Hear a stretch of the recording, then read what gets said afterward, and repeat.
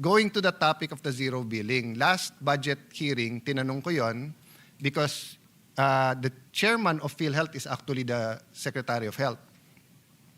And he reminded me that that only refers to indigents. Diba? So I'll go to details later all. Under the law, last year budget hearing, and it's under the law, no? The zero billing doesn't mean all PhilHealth.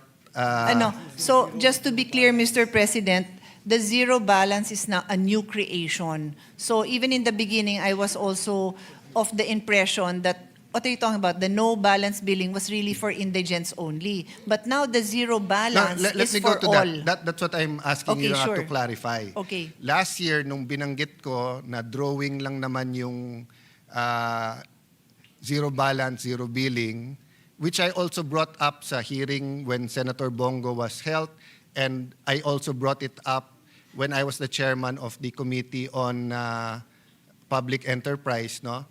But sinabi nga ni Sec, para lang yan sa indigents. And I have different issues there. But during the SONA, ang sinabi naman ng Pangulo, para sa lahat na.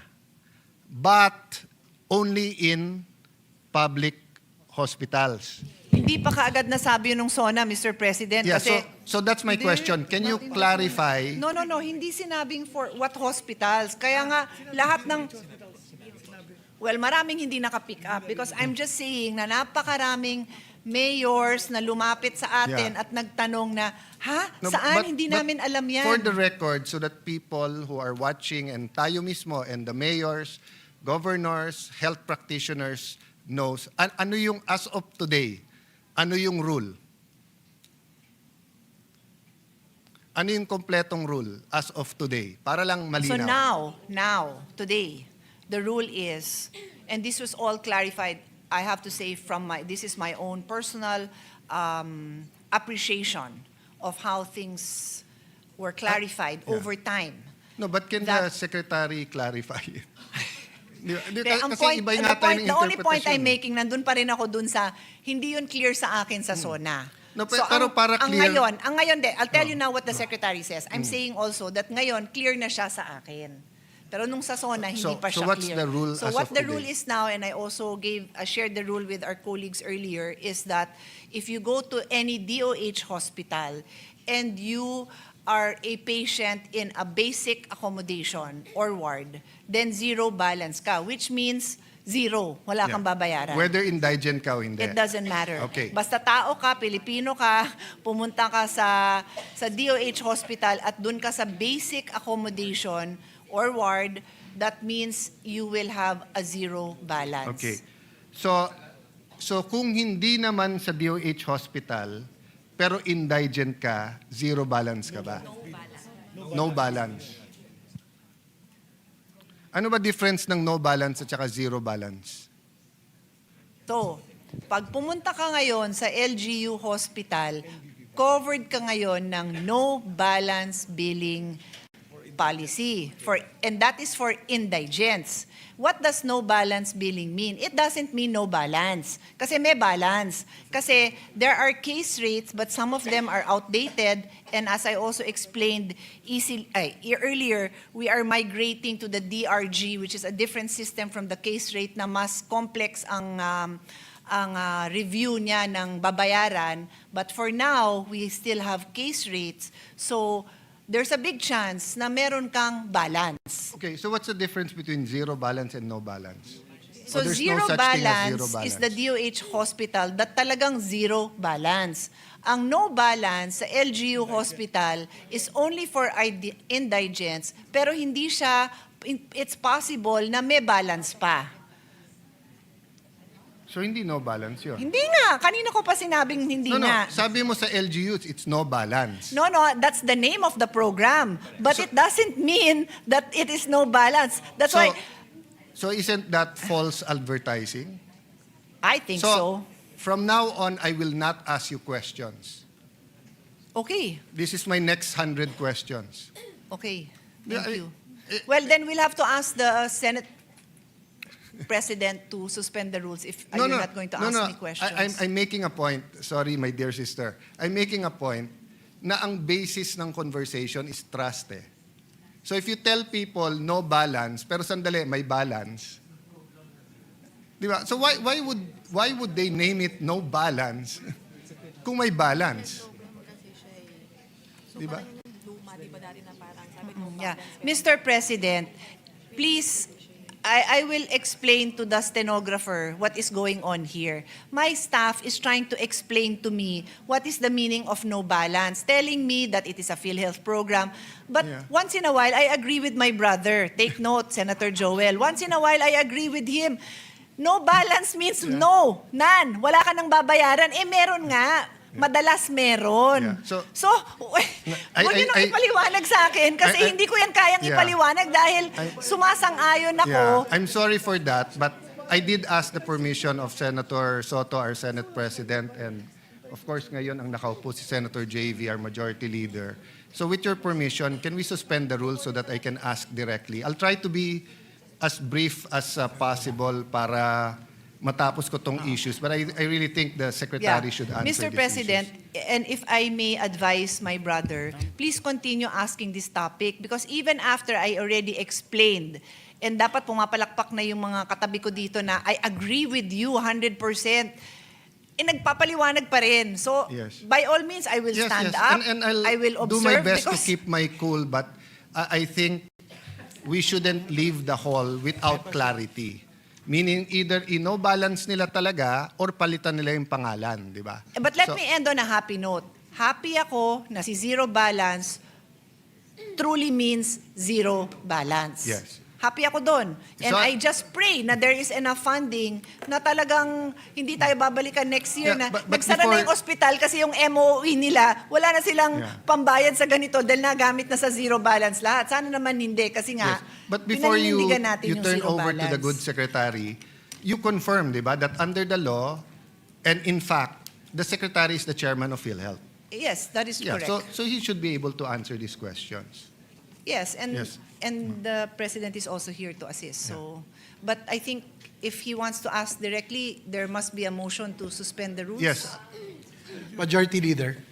Yes, Mr. President, with the permission of the body under our rules, particularly the section that I don't have right now, because I don't have the rules with me.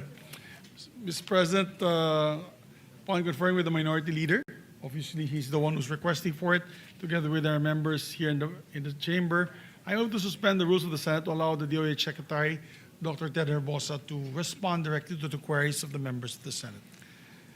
There's a motion to suspend the rules of the Senate. Is there any objection? Hearing none, the motion is approved. Thank you, Mr. President. Thank you. Mr. President, before I stand up, I will leave everyone on this note of technology and AI. I am wearing a Whoop, which is something like a smartwatch, but it is for health. And my Whoop, nabura na yung message, but earlier it said to me, you have exceeded your optimal strain. It is time for you to wind down and go to sleep. That was 2 hours ago. No, but for the record, But Mr. I'm Chair, just saying, this is the use of AI because it's accumulating all my data, including my stress, and it has workout-related stress and non-workout-related stress. For the record, meron akong non-workout-related stress in the last for few... the record, basta't kasama mo any of your brothers, talagang lumalampas yung stress. So anyway, my point is AI. Wala tayong choice. We have to live with AI, so we have to know how to use AI. Thank you, Mr. President. Good luck po sa inyong lahat. I will be busy praying over there. Thank you. So, Mr. Secretary, good evening po. Can you just, before we go to the no billing, sir, can you clarify? So the policy now is, kasi meron pang private, pang LGU. So can we state it? No? So ang zero billing, wala talagang babayaran. Tama po? Yes, Mr. President. Wala pong binabayaran. And that is for government hospitals? for DOH. DOH government retained hospitals. Okay. And you don't have to be an indigent. There is no need to be classified as Okay. indigent. For indigents, it is zero billing in private hospitals as long as it was within the case rate. No, dun muna ako sa sa non-indigent. Sorry, indigent sa private Indigent- hospital. Indigent in a ward accommodation, it's a PhilHealth policy that there will be no balance. no Sorry, balance. wag muna tayo sa no balance. Ang nasa batas, zero balance? No balance. No balance ang nasa batas. Policy, Okay. it's not a Dun law. muna tayo sa no balance. Sabi sa batas, pag indigent, no balance. Zero copay at basic accommodation. In basic accommodation. In basic a government accommodation, hospital. yes. Yes. Within the case rate. Yes, within the case Right? rate. Yes. So, even in private hospitals ngayon, pwedeng pumunta pag indigent, basta't within the case rate. And in the basic accommodation. Basic accommodation. So, sa charity ward. Yes. Okay. So, they can go at dapat, anong ginagamit natin doon? Zero or no? No balance. Case rate. Case rate. Case Yeah, rate. That's but- called the PhilHealth benefit case rate. Yes, but in So the they law, use there's, the case rate. in the law, it says no balance. Meaning, aalis ka, wala kang babayaran Which kasi law walang are you balance. referring, Mr. President? Sorry? Which law? No, kayo nag-mention on last year that in the law, it's indigents lang ang covered nun, nung no No, balance. the no balance billing is a PhilHealth policy. That if you are paid the case rate, if you are deemed as indigent and you are in any government hospital, even private, even private, there should be no copay. That's the term of the policy of the no balance billing. So You have to be indigent. Yeah, to be fair, Secretary, I'm not sure now if it was the Pinoy or the Duterte administration that announced nga. Pinoy. Diba? Pinoy, Your Honor. Okay, Pinoy, na no balance. And last year when I was asking you na hindi naman nasusunod yung no balance, you clarified. Pag indigent, within the case rate, no balance sila. Yes. And it's in the law. So it's not only a policy of the PhilHealth Board, it's in the law. So I think the complication here is how much does PhilHealth pay? So if the PhilHealth rate, so there is a certain cost to take care of a patient in a hospital, whether government or private. If the cost that PhilHealth covers, which is the case rate at that time, was enough for no balance, that was the policy that PhilHealth wrote down as a policy. Yes, that- and that's why I was criticizing it last year because last year's budget, no, that's why I was criticizing it because when we spoke 23 for the 24 budget, ang last na review ng case rate was still 2017. So, syempre, napakababa na nun. So, hindi naman natin binabago yung no balance, pero ang layo na ng inflation or ibang cost, no? So, I'll go back to that later, sir, with your permission. Let's go muna sa LGU. Sa LGU, ano yung rule sa no balance? LGU hospitals? Indigent, no balance billing, case rate only in a basic accommodation. So, why don't we start calling it a case rate rather than no balance or zero balance? Para hindi natin nalilito yung publiko. Kasi, correct me if I'm wrong, ha? Kasi ang batas sinasabi, magsa-survey kayo. Di ba? Ang PhilHealth. Pag survey nyo, i-average nyo ngayon yan. So yung average, yan yung case rate. So kung sa DOH hospital, pag sinabi nyo 50,000 for this procedure, kung sa DOH hospital, it's only 35,000, zero billing ka o no billing. Pag pumunta ka sa isang private hospital and it's 50,000 within the case rate, zero billing ka. But kung ikaw mismo pupunta ka sa mas mahal na hospital and it's 70,000, bayad ka ng 20,000. Because the intention of the law was, in the average, there's more than enough hospitals na you will go na it's 50,000. Pero pag hindi mo inayos yung case rate, yung average, de halos kahit saan ka pumunta, over, edi natural magbabayad ka. Di ba?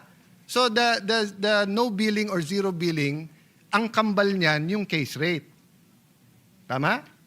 Correct. Okay. Ang problema, because of the scandal, etc., and I knew, sir, wala ka pa nun, yung presidente natin ng PhilHealth, ang ginawa niyong remedyo na lang, quick 2024, is you just had a order na 30% na lang increase sa lahat. Tama po?